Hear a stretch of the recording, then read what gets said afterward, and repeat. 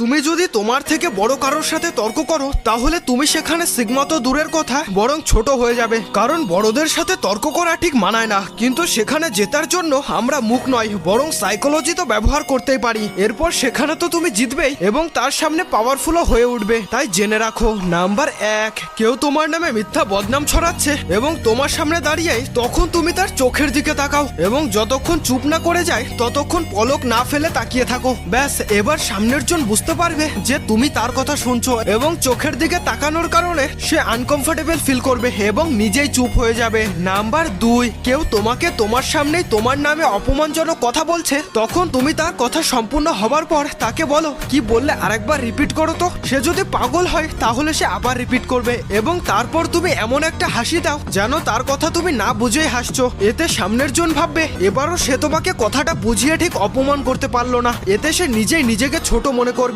এবং তুমি চুপ থেকে উইনার হয়ে যাবে। আর হ্যাঁ, সিগমা আর্মিরা সময় থাকলে তোমার নামের পাশে একটা সিগমা ইমোজি দিয়ে কমেন্ট করে যাও।